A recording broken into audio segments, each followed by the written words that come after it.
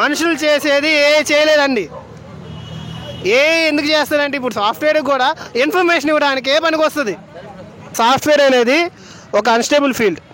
అంటే అక్కడ జాబులు ఇప్పుడు ఉండొచ్చు, తర్వాత 10 years తర్వాత పోవచ్చు. ఎప్పుడు జాబులు ఉంటాయో ఎప్పుడు వెళ్తాయో తెలియదండి. అలాంటి ఫీల్డ్కి వెళ్తున్నాడంటే నేనేం చెప్పమంటాడు, వాళ్ళ ప్యాకేజీల కోసం వెళ్తున్నాడు, వాళ్ళ ఇంట్రెస్ట్లు వాళ్ళకు ఉండొచ్చు. కానీ సాఫ్ట్వేర్ నా ప్రకారంగా అయితే అన్స్టేబుల్ ఫీల్డ్ కాబట్టి మీరు వెళ్ళకుంటేనే బెటరు.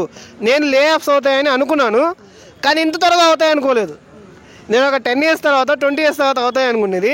సడన్గా లే ఆఫ్స్ అని చెప్పిన నాకు కూడా షాకింగ్ అని అనిపించింది. అసలు ఎందుకు లే ఆఫ్స్ ఎందుకు చేస్తున్నాయి? ఇంత సడన్గా రాత్రికి రాత్రే మీకు జాబ్ ఉండట్లేదు అని తెలిస్తే ఏంటి పరిస్థితి?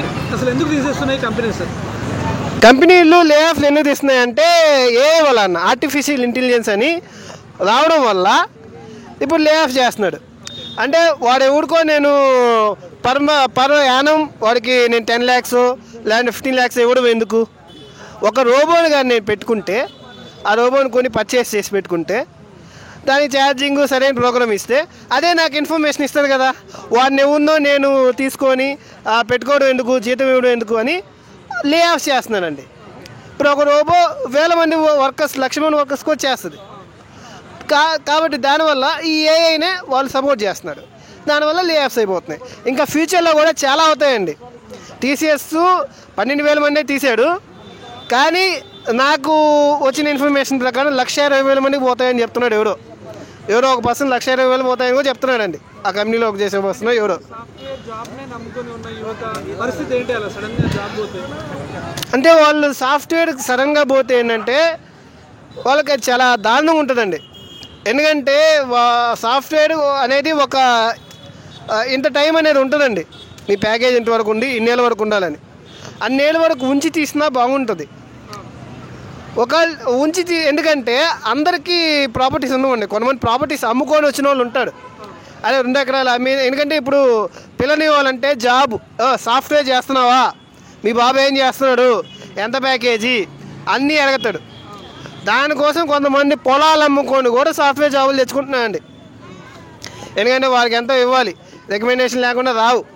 సో దానివల్ల వాళ్ళకి ఇచ్చిన దానివల్ల వీళ్ళు పొలాలు అమ్ముకొని కూడా చేస్తున్నారు.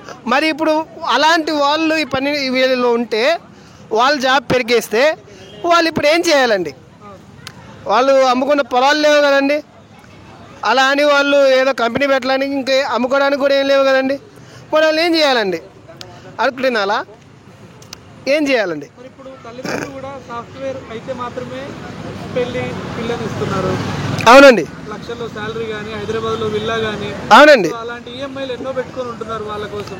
అవునండి, ఈ సాఫ్ట్వేర్ జాబ్ చేసేవాళ్ళు కూడా ఈఎంఐలు ఎన్ని పెట్టుకుంటున్నానండి.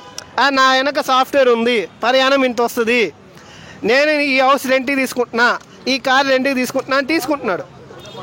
ఇప్పుడు జాబులు పోవడం వల్ల వాళ్ళు ఆ రెంట్లు కట్టలేరు కదండి. అప్పుడు రెంట్ ఓనర్ ఒప్పుకోరు కదండి.